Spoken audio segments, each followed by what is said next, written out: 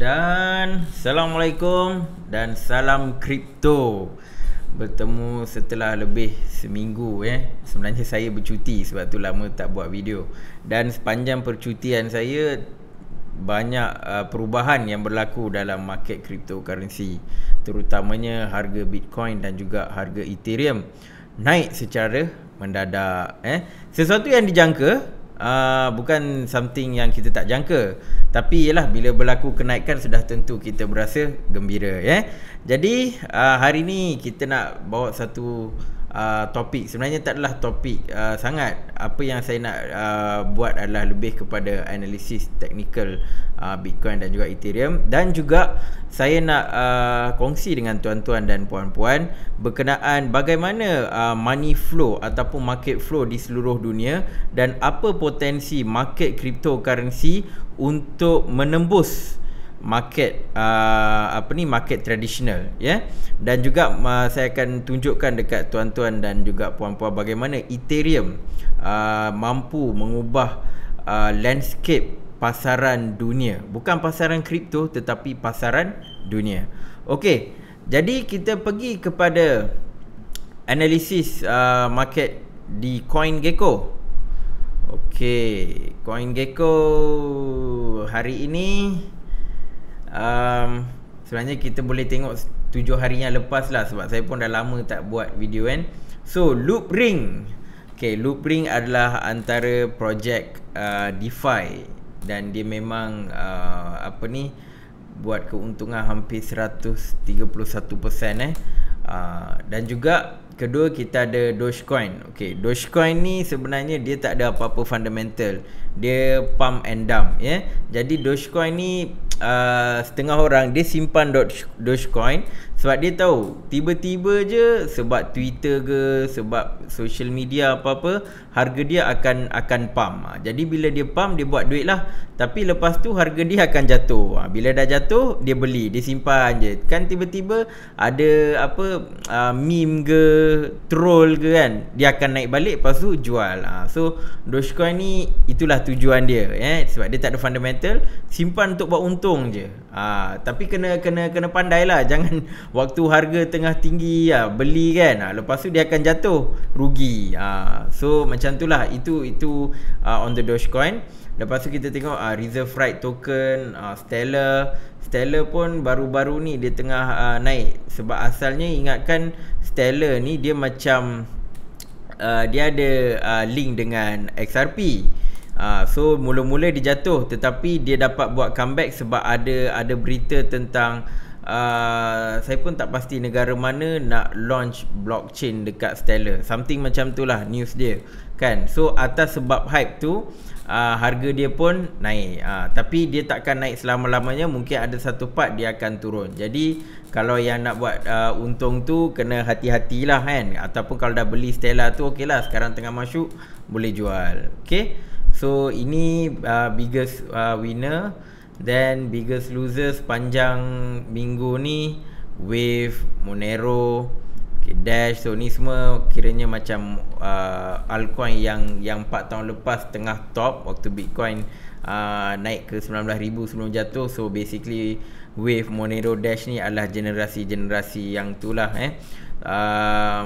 Kita tengok 24 jam ni. Stellar memang naik lah. Stellar, Reserve Right Token, Band Protocol, Project DeFi. So untuk pengetahuan tuan-tuan dan puan-puan, saya sebenarnya lebih cenderung kepada projek-projek DeFi daripada macam Stellar ni. Dia adalah antara top coin pada tahun 2017. So yang mana yang pada tahun 2017-2018 ni dia top, dia mungkin akan naik, tetapi bagi saya lah, kenaikan dia takkan lama. Eventually projek-projek DeFi macam Chainlink, Aave, Band Protocol ni akan overtake diorang. So sebab yang dekat CoinGecko ni, yang top 10 ni, dia buat masa sekarang memang kita nampak bukan top 10 lah, top 50. So dekat top 50 ni banyak projek-projek DeFi yang akan mula masuk dan mungkin akan push ke top 10 juga. Jadi coin-coin yang macam contoh macam Stellar ke, macam tu dia mungkin macam Monero, dia mungkin akan jatuh sedikit dia punya ni. Maksudnya dia naik juga, kenaikan dia takkan banyak. Okey, ini hanya saya punya pandangan lah. So, siapa pula biggest loser? Oh, tak ada banyak biggest loser. Torchain, okey, Loopring, okey, Loopring ni lah satu benda kena ingat, bila dia tengah naik gila-gila, ke barang kalian dia akan jatuh, ataupun dia buat correction sebelum dia naik balik lah, ya. So, okey lah, tak banyak yang rugi. Kebanyakannya memang mencatatkan keuntungan, sebab kita tengok dekat market cap ni pun naik 8.4%, ya. Jadi overall market agak positif pada sepanjang 24 jam. Lepas tu kita tengok Bitcoin. Okey, apalah yang saya duduk conteng-conteng ni kan. Okey. Saya sebenarnya nak bagi tahu dekat tuan-tuan dengan puan-puan, saya nak besarkan sedikit. Okey. Okey, tuan-tuan puan-puan, saya nak tuan-tuan puan-puan fokus dekat ni. Okey, fokus dekat ini. Allah, bodohnya lukisan. Tapi tak apa, nampak rasanya tuan-tuan puan-puan faham So dekat sini adalah kita panggil echo ataupun wick. Dalam bahasa Inggeris kita panggil wick, tapi saya panggil echo kan, echo panjang. Okey, kalau tengok sebelum Allah okey, kalau tengok kalau tengok sebelum-sebelum ni kan, sepanjang dia naik ni lah kan, sepanjang dia naik, memang lama tak nampak benda ni, simbol ekor panjang ke bawah ni memang lama. Okey lah, ni adalah sikit kan, tetapi sebenarnya lama tak nampak ekor ni. So apa yang kita kena faham kadang-kadang bila kita tengok candlestick ni adalah, saya pandang ni macam ada dua tentera, di mana dalam kes ni tentera yang kalah. Inilah maksudnya tentera yang kalah. Dia ada dua tentera, satu tentera bull, tentera kerbau. Tentera kerbau ni, bull ni maksudnya yang membelilah, pembeli yang menaikkan harga. Satu lagi adalah tentera beruang, bear, yang mana penjual, dia jual-jual tu yang menyebabkan merah tu kan. Yang bull ni yang menyebabkan hijau ataupun biru ataupun turquoise. Yang merah ni adalah beruang. Apa cerita di sebalik yang ni adalah, okey, harga Bitcoin dia nak pecahkan 30,000. Bila dia pecah ke 30,000, dia turun. Dia turun dari 33,000 sampai 27,000. Tu yang ada yang media pun kata penurunan mendadak Bitcoin. Kita check berapa banyak dia turun So let's say dari sini ke sini, dekat-dekat dekat-dekat 15% jugalah. Dekat-dekat 15%. So itu adalah sesuatu yang agak tinggi. Jadi biasalah media masa pun kata okey, harga dia naik lepas tu jatuh balik kan. Sebab kita kena nak faham yang ekor ni sebenarnya adalah, merah ni adalah penjual. So bila dia pergi dekat harga sekitar yang ni, dekat berapa ni, 33,000 something ni, dia orang pun start jual. Jual sampailah dia pergi bawah sampai berapa ni, sampai dekat 27,000. Ni yang line kuning yang dulu saya draw dulu, hampir kena balik ni. Macam hampir nak masuk balik zone ni. Bahaya ni kalau masuk zone ni, maksudnya bull run ni tertangguh. Tapi apa yang berlaku adalah tentera beruang duduk jual, tetapi mereka kalah. Sebab tentera bull masuk dekat sini, dia pun beli pump, dan dia stabilize balik. Lepas tu sekarang dia tetap naik lah sampai sekarang 34,000 So maksudnya di dalam ini adalah konfirmasi yang kita masih berada di dalam bull run.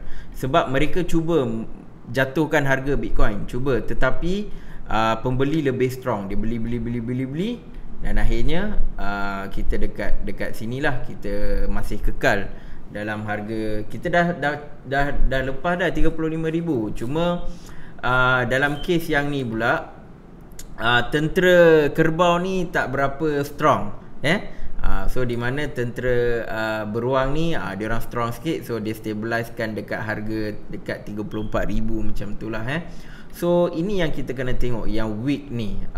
So bila dia buat nak turun ni, dia buat satu turning point, pop, dia naik balik. So kita masih selamat di dalam fasa bull run. Okay. So kita tengok dalam 4 hours chart. Trend. Apa trend Bitcoin sekarang ni? Pening betul. Okay, so apa yang berlaku, ini yang rasanya last saya buat video pun tak sempat nak bincang trend ni. So apa yang berlaku adalah dia buat macam segitiga. Maksudnya dia dah nak naik ataupun nak turun lah. Tetapi dia stabilize dekat harga dekat 26,000 ni. So dia naik turun, lepas tu pop, dia buat satu kenaikan.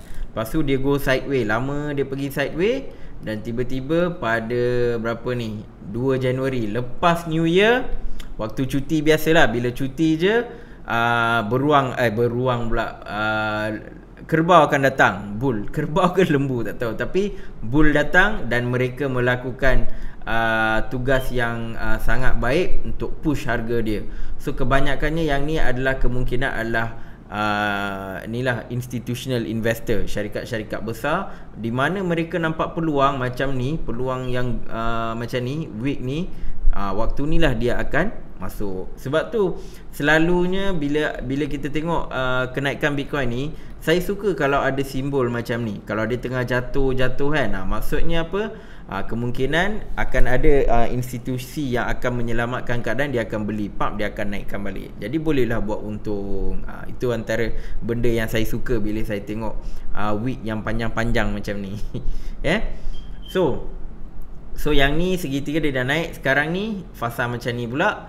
Dan bila dia cecah harga ni, dia sentuh yang merah atas ni, dia pun terus break naik. Nampak tak? Pump, dia naik, dia stabilize dekat harga 33,000 So apa yang saya jangkakan adalah satu bentuk mungkin akan berlaku head and shoulder. Saya tengah prepare head and shoulder, maksudnya ni kan, dia dah pergi satu ni, lepas tu dia tengah naik, kemungkinan dia akan jatuh, dan dia akan jatuh mungkin sini ke kan, dalam 30,000, lepas tu dia pergi naik atas balik. Ataupun benda ni tidak berlaku. Maksudnya apa? Maksudnya dia dah sini, mungkin dia akan stabilize dan dia akan buat satu kenaikan kemudian lah. Dia akan stabilize dekat sekitar harga 30, dekat zone ni lah, dekat zone ni sekitar harga 35,000 sebelum dia buat satu lagi kenaikan, mungkin ke 40,000 ataupun terus ke 50,000. Sebab satu benda pasal Bitcoin ni kita tak boleh jangka. Dia boleh buat satu lagi movement yang parabolic. Okay, so basically itu adalah on the Bitcoin. Tapi sebenarnya yang menguntungkan adalah Ethereum. Macam saya kata, Ethereum dia memang akan pergi kepada all time high dia dalam 1460. Itu all time high dia yang lepas. Dan macam saya katakan juga, Ethereum dia slow. Dia lepas Bitcoin pergi maksimum, lepas sebulan macam tu barulah dia pergi. So kalau tuan-tuan tengok, bila Bitcoin dia break dia punya all time high ni adalah pada, okay, sorry, saya buka daily chart.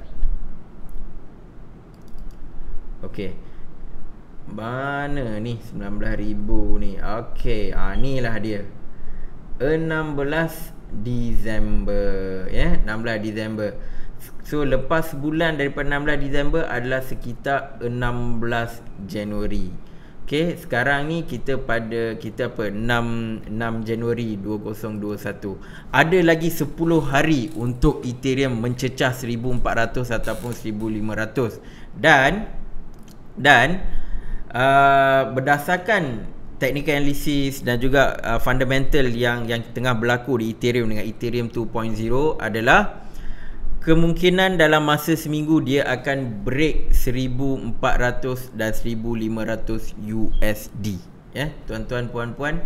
Jadi sesiapa yang beli pada harga waktu tu $500, $600, memang sekarang dah 1000, hampir 2 kali ganda. Yang beli waktu harga 500 memang dah dapat untung 2 kali ganda. Sebab dia akan pergi kepada all time high dia yang lepas, iaitu 1500. Sekarang harga dia dekat 1100 tuan-tuan. Dia akan pergi. Cuma ada beza sikit antara chart Bitcoin dengan Ethereum ni adalah bila kita tengok macam Bitcoin, kecil saya besarkan. Okey, ini untuk pengetahuan tuan-tuan dan juga puan-puan. Okey, sorry. Kadang-kadang saya selalu confuse dengan benda ni. Okey. Untuk pengetahuan, bila kita tengok chart Bitcoin ni, dia akan ada satu fasa yang kita panggil resistance dan support dan juga resistance. Dia clear. Ambil berapa masa hari kita boleh nampak dekat sini. Sorry, kita boleh nampak lah dekat sini dia ada satu pattern ni. Dekat sini pun mula macam nampak okey lah, dia macam stabilize dekat sini sebelum dia naik. Ethereum ni susah. Dia ada juga, tetapi dia punya trend dia ni, kalau dia mendatar, dia lama mendatar.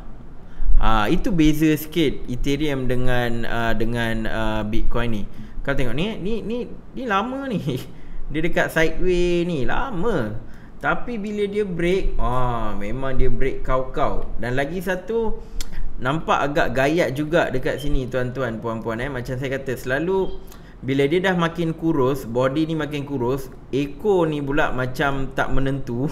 Ke atas dia dengan bawah dia lebih kurang sama saiz. Macam contoh ni kan, ini sini tengok atas ni tentera kerbau kalah lah. Tengok bawah ni tentera beruang kalah. Sama level.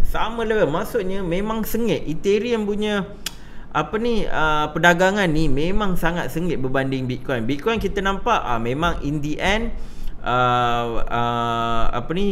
tentera kerbau ataupun bull menang besar dan dia akan menang berterusan. Tetapi dekat Ethereum ni, bull ni dia nak menang ni, dia akan ambil masa. Tapi bila dia menang ni, inilah dia naik kau-kau, naik pump. So sekarang ni saya tengah monitor. Cuma kalau nak beli waktu sekarang ni memang kena hati-hatilah untuk short term. Kalau long term nak hold selama-lamanya atau nak hold berapa tahun tak ada masalah. Tapi kalau yang nak beli short term ni, dekat sini kena hati-hati Sebab ini ada lagi 13 jam nak confirmkan. Tak tahu dia akan ke bawah ataupun ke atas. Dan kita tengok 4 hours chart ni pun nampak tak? Dia pergi 1000 je, dia drop. Dia naik 1000 dekat 1100 lah. Dia tak sampai 1200. 1100 punya range dia drop. So memang nampak agak gayat di sini, tetapi apa-apa boleh berlaku. Kalau ada satu body yang solid, mungkin dia akan teruskan lagi kenaikan dia. Tetapi apa yang saya nampak adalah ini target dia. 1500. So dalam masa seminggu, prediction saya adalah dia akan naik ke 1500, something macam ni lah. Seminggu sorry, line pendek sangat. Maksud saya macam ni kot. Saya kadang-kadang tak pandai nak lukis. Lebih kurang lah. Mungkin kurang daripada seminggu. Tetapi kita perlu tengok juga, kalau dia berlaku penurunan, mungkin dia akan turun kan, dia akan turun sikit, lepas tu baru dia buat kenaikan. Then okay, seminggu. So kalau nak seminggu ni, kemungkinan dia takkan naik-naik je. Sebab kalau naik-naik je mungkin dalam 2 hari 3 hari. Tapi kalau seminggu, mungkin dia buat sedikit penurunan dan dia pergi balik naik atas. So ini antara senario dia lah ke barang kalian. Cuma bagi saya, beli waktu candlestick macam ni agak bahaya. Tengok yang ni yang beli time ni, dia jatuh, tapi dia buat kenaikan balik. So dia agak volatile dekat sini. Paling best kalau beli dekat dia tengah lama dekat sini kan. Dekat mana ni? Macam ni kat 700 ni lama je dia dekat sini. So time ni beli okey lah. Then bila dia naik, untung besar kan. Untung hampir 30-40% untung dia kan. So inilah yang kita boleh tengok on the Ethereum punya side, So sekarang ni kita nampak Bitcoin dia dah naik. Dah lepas 19,000, dah lepas 20,000, 30,000, 35,000. Ethereum pula dia tengah follow. Ingat tak dulu saya pernah tunjuk dominasi Ethereum terhadap Bitcoin. So Ethereum tengah kejar Bitcoin. Dan apa yang berlaku bila Ethereum start kejar, next adalah altcoin yang lain, macam dekat DeFi ataupun even macam projek-projek yang lama dulu macam Stellar, siapa lagi, Neo ke, semua akan start naik kejar. Cuma altcoin sekarang ni kita kena tengok altcoin yang dulu pada tahun 2017 senario dia berbeza. Altcoin yang sekarang tahun 2021 senario dia berbeza sebab kita dah ada banyak dah.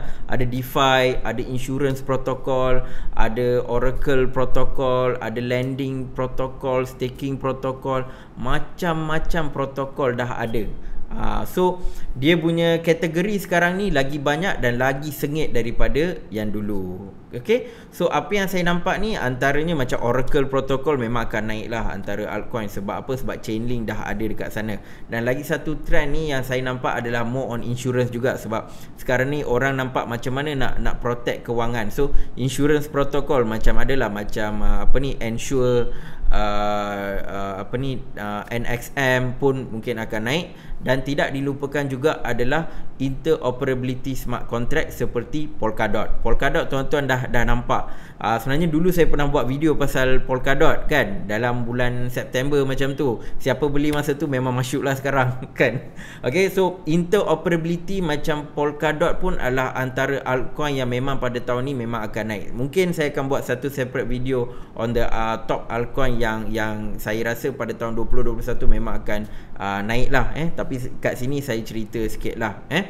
So kalau kita tengok altcoin ni, kebanyakan altcoin ni dia tied dengan Ethereum. Dia tak tied dengan Bitcoin. Bitcoin dia stand alone sebab dia punya function dia is more on peer to peer transfer asalnya. Dan sekarang ni kebanyakan orang dia pegang Bitcoin atas value storage, sama macam gold. So macam company besar macam MicroStrategy semua ni kan, even Square, dia beli Bitcoin ni sebenarnya tak ada apa function pun. Dia hanya nak letak sebagai simpanan, sebagai aset, salah satu simpanan aset. Dan juga sebab tu ada beberapa bank pun dah mula simpan Bitcoin sebagai aset. Maksudnya dia beli, dia simpan. Sebab tu sekarang kalau kita tengok ada satu krisis, bukan krisis lah, ada satu kejadian yang tengah berlaku di mana dekat market exchange ni kebanyakan Bitcoin yang telah dilombong, yang telah di-create, bila dia masuk dalam market je ngap ada orang beli. Masuk dalam market je ada orang beli. Sampaikan sekarang dekat market ni berlaku kekurangan Bitcoin. Market exchange ni macam Binance, macam Coinbase, berlaku kekurangan Bitcoin. So ini adalah indikator yang memang akan ada satu waktu harga dia akan naik-naik. Sebab bila buying pressure tu meningkat, harga dia akan meningkat secara mendadak. So itu on the Bitcoin. Tetapi Bitcoin buat masa sekarang function dia tak banyak. Tetapi Ethereum is a different monster. Ethereum semakin hari ataupun semakin tahun semakin meningkat. Sekarang pun dia nak buat Ethereum 2.0. Jadi potensi Ethereum tu adalah lebih tinggi daripada Bitcoin. Sebab tu ada yang kata mungkin harga Ethereum boleh melepasi harga Bitcoin di satu hari nanti. Yang tu ada possibility. Cuma dalam masa terdekat ni saya tak nampak Ethereum boleh pecut Bitcoin lah, sebab Bitcoin branding dia sangat kuat. Tetapi di masa hadapan tak tahu dalam 10 tahun ke apa ke, kalau Ethereum masih strong mungkin boleh. Mungkin boleh. So kita nak tengok bagaimana market cryptocurrency ni dia nak influence the whole world money. So ini sebenarnya dari satu website, tuan-tuan boleh tengok nama dia visualcapitalist.com. Tajuk dia All of the World's Money and Market in One Visualization. Okey, kalau kita tengok market cryptocurrency ni, ini yang latest tuan-tuan puan-puan. Market cryptocurrency ni adalah 939 bilion 923 million 60,348 USD. Maksudnya market crypto hampir 1 trilion. Market cryptocurrency adalah hampir 1 trilion dan Bitcoin adalah di berapa ni? 5.6 bilion. 5.6 bilion. Okey. So sekarang kita tengok dengan market yang hampir 1 trilion ni, dia kalau kita tengok dekat sini pasaran silver, pasaran perak dah lama dah lepas. Okey, cryptocurrency 2.44 bilion. Ini data lama ni. Sekarang dah hampir 1 trilion. Kemudian kita ada apa? Hutang US 3.8 trilion. Kita belum market crypto belum sampai lagi level ni lah. Dan kesemua banknote di dunia adalah sekitar 6.6 trilion lah. Dan banyak wang berada di pasaran US, pasaran Euro, China dan juga Jepun. 6.6 trilion. Maksudnya sekarang ni hampir 1.6 trilion. Hampir 1 trilion. Kalau dia buat kenaikan hampir 7 kali ganda, kalau harga Bitcoin sekarang ataupun the whole cryptocurrency market, bukan Bitcoin je, kalau semua pun naik gila-gila, mungkin boleh capai hingga 7 trilion. Maksudnya cryptocurrency boleh menggantikan banknote dan juga coin-coin di dunia. Ini antara saya punya prediction lah. Cryptocurrency mungkin akan challenge dekat bahagian ni, coins dan juga banknote. Sebab apa? Kita dah nampak Bitcoin dia dah melepasi semua top bank di dunia. Even JP Morgan pun kalah dah dengan Bitcoin. So part ni kita nampak satu je, Bitcoin dia mungkin takkan challenge dekat bahagian coins dengan banknote. Tetapi stable coin boleh. Sebab kita ada stable coin macam USDC dan USDT, USDC coin dengan Tether. Mereka sekarang macam kita tengok Tether ni pun dia mana ni?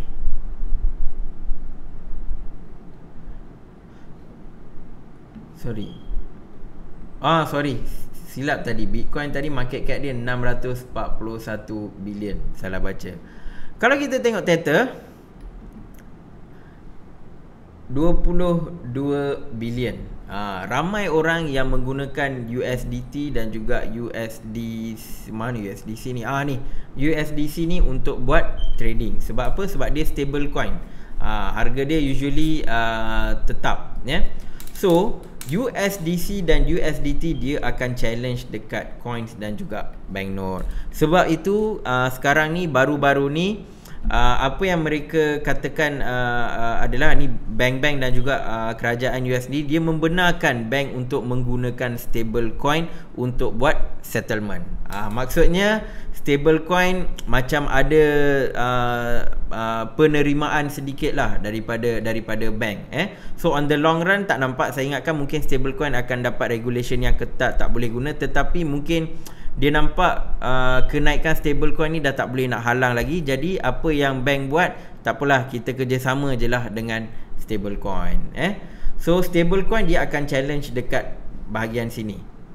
Dan ini tak ada apa, billionaire ni tak ada apa, ni individu. Gold dalam 10.9 trilion. So Bitcoin ni dia diibaratkan sebagai gold buat masa sekarang.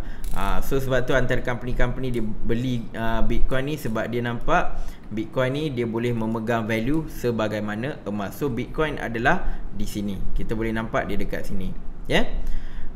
Dan juga ini adalah Fortune 500 company. Kalau kita tengok dekat Fortune 500 ni, antara syarikat-syarikat top ni Microsoft, Apple, Amazon, Alphabet ni, Google dan juga Facebook adalah syarikat-syarikat IT. syarikat-syarikat teknologi. Dan kalau kita tengok 5 Big 5 ni, kalau combine diorang punya market cap ni lebih berapa ni? 5 trilion. 5 trilion ya. So Ethereum dia akan challenge kelima-lima yang ni. Sebab tu Ethereum ni dia berbeza sikit Sebab Ethereum di dalam Ethereum dia boleh host macam Chainlink lah, macam Polkadot pun boleh work dengan Ethereum. Sebab Ethereum dia adalah macam satu smart contract platform yang mana dia boleh di mana banyak projek-projek dapat dilaksanakan di Ethereum. Sebab tu Ethereum dia perlu scale up kepada Ethereum 2.0. Sebab apa? Sebab dia boleh buat lebih banyak perkara lagi di dalam Ethereum. Jadi Ethereum dia akan challenge Microsoft, Apple semua ni. Bitcoin dia tak sangat sebab Bitcoin punya use case tu limited. Tetapi Ethereum dia boleh challenge Microsoft semua ni. Sebagaimana kalau kita tengok, kalau saham Amazon kalau beli 20 tahun lepas, saham Apple kalau beli 30 tahun lepas, 20 tahun lepas, sekarang memang ramai dah buat duit kan. Samalah juga dengan Ethereum. Sebab Ethereum dia akan kejar 5 ni. Dan ini adalah stock market lah. Dia punya market cap ni lagi besar. So dalam masa terdekat saya tak nampak sebab Bitcoin pun baru masuk untuk dia capture the whole stock market ni, memang dia akan ambil masa yang sangat lama lah. Tetapi sebenarnya dari sudut penerimaan syarikat-syarikat yang ada di dalam stock market ni pun sekarang dah positif terhadap Bitcoin. Hampir ada kajian yang menunjukkan hampir dalam masa terdekat ni ataupun dalam tahun ini 60%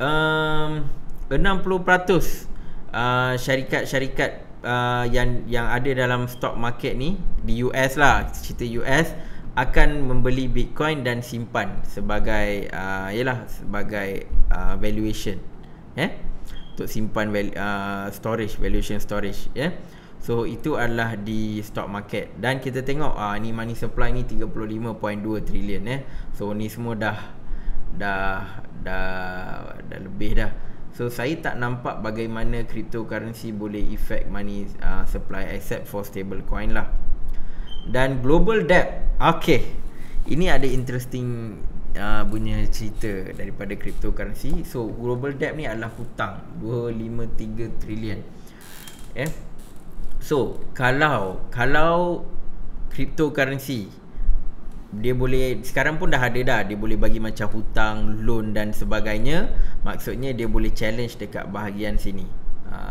Tapi tak adalah sampai 253 trilion, tetapi mungkin boleh, kita tak tahu future, mungkin boleh, tetapi potensi dia ada beberapa cryptocurrency project yang mana boleh memberikan loan ataupun flash loan, tetapi syarat dia kena pandai coding sikit lah kan.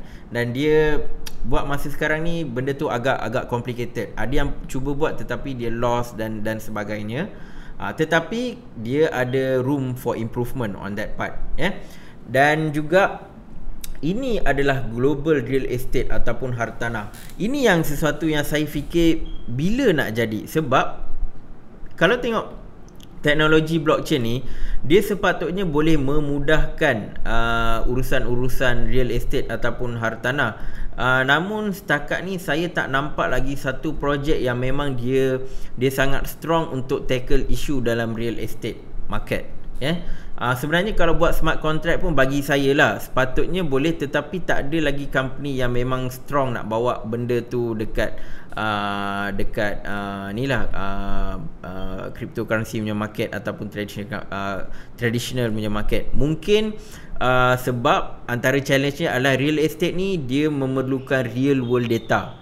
Dan macam saya beritahu dalam video sebelum ni, antara projek yang boleh connect real world data dengan data blockchain adalah Chainlink. Jadi saya nampak mungkin Chainlink kena grow betul-betul, kena grow strong, as strong as Ethereum, dan baru kita boleh nampak mungkin startup dalam blockchain ataupun cryptocurrency yang boleh bawa use case real estate. Sebab kita tengok harga rumah ni sangat mahal tuan-tuan. Tuan-tuan puan-puan, harga rumah sangat mahal, lepas tu sangat leceh nak beli rumah. Dan hopefully saya boleh tengok something project dalam real estate punya section. Sebab market real estate ni besar, 280.6 trilion. Kalau ambil berapa, 1% pun 2.8 trilion. So mungkin akan berlaku. Mungkin sekarang kita tak nampak lagi, tapi in future anything can happen dalam blockchain punya teknologi. So ini adalah ni. Lepas tu global wealth ni, ini more on kerajaan punya part lah. So saya tak nampak macam mana crypto punya project boleh masuk dekat sini. Dan derivatif ni adalah antara yang paling besar, 558.5 trilion. So derivatif ni macam instrumen kewangan lah, macam bond lah, macam futures contract lah, swap lah, dan macam-macam. Ni 1.0 quadrillion. Ni besar sangat lah. Okay, tetapi saya cuma nak sentuh sikit je. Derivatif ni sekarang dah ada projek-projek cryptocurrency di bawah market derivatif, macam DYDX, semua banyak bawah DeFi. So dia ada projek-projek derivatif. Even saya nampak derivatif ni melalui DeFi dia akan berkembang, dan market dia pun agak tinggi. So kemungkinan untuk dia berkembang tu adalah sangat tinggi lah. So kalau ada mana-mana projek derivatif ni, dia adalah satu yang kita boleh tengok. Sebab kalau dia capture sikit pun, dia punya market cap ni sangat besar. Ambil sikit pun dah untung dah. So ini antara benda yang saya akan tengok juga dalam projek-projek DeFi. Sekejap kita tengok derivatif. Kadang-kadang ada dia tak keluar. Dia kadang-kadang ada tag. Sekejap, DYDX. Sebab tag dekat sini saya tak pasti dia akan cakap ke tak. Sekejap, ini bukan derivatif tu. Sekejap. Okay, sekejap, kita tengok DeFi. Mana DYDX?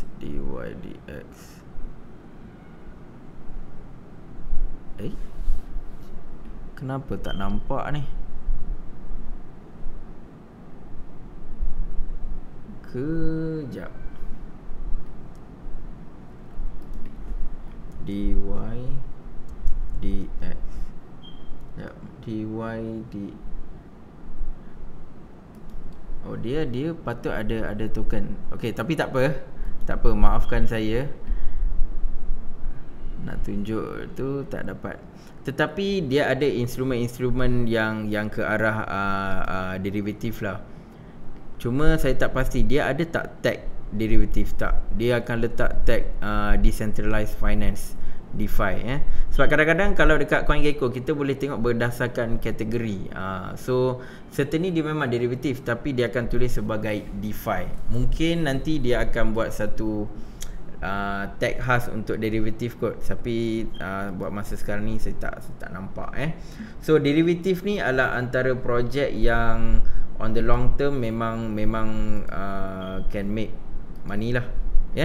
So itu je saya nak share santai. Cuma apa yang saya nak bagi tahu adalah sekarang ni kita kena prepare on the bull run, dan kita tak tahu dia maksimum boleh pergi setakat mana. Memang dalam ramai yang bagi prediction. Even saya pun pernah bagi prediction dia boleh pergi sampai 100,000, dia boleh pergi sampai 200,000. Tapi ada juga yang kata boleh pergi sampai 500,000 harga Bitcoin. So kita tak nampak dia boleh pergi setakat mana. Dulu kita nampak dia pergi, lepas 19,000 dia jatuh sampai paling rendah pun 3,000 Bitcoin, dan dia dah naik balik. Sekarang ni kita tak nampak dekat mana dia naik. Tetapi apa yang pasti, sesiapa yang beli Bitcoin sebelum ni sekarang tengah mencatatkan keuntungan. Siapa yang pernah beli Bitcoin sebelum-sebelum ni sekarang sedang mencatatkan keuntungan, cuma tak tahu beza dia banyak ataupun sikit. Yang beli waktu harga 3,000 banyaklah, yang beli harga 10,000 pun okey, banyak juga. Dan mungkin ada yang beli waktu yang lepas dia dah lebih 19,000, ada yang beli waktu harga 20,000 pun sekarang tengah buat keuntungan ya. Jadi tahun ini adalah tahun yang memang bagi cryptocurrency adalah tahun yang sangat menguntungkan. Dan juga kita nampak Bitcoin dah naik, Ethereum pun dah slowly naik, dan banyak altcoin lain yang sangat berpotensi, yang mana kalau kita beli awal, simpan awal, memang dalam beberapa bulan ataupun by akhir tahun, kalau bulan ni masih berterusan, memang akan buat untung 10 kali ganda. Ada yang boleh buat untung 100 kali ganda pun ada juga ya. So itu saja daripada saya. Jangan lupa, macam biasa saya nak promote ni, like, share dan subscribe. Like, share dan subscribe. Saya akan bawakan topik-topik berkenaan cryptocurrency. Kita buat fundamental analysis, bawa isu semasa. Saya juga share technical analysis on Bitcoin dan juga Ethereum. Dan saya nak bagi tahu dalam video esok, insya-Allah saya akan buat on-chain analysis Bitcoin dan juga Ethereum. Kalau tuan-tuan dan puan-puan tengok on-chain analysis tu, itulah antara analisis yang sangat strong berbanding fundamental dan juga technical analysis. Jadi itu saja daripada saya. Kita jumpa di video yang akan datang. Assalamualaikum warahmatullahi taala wabarakatuh.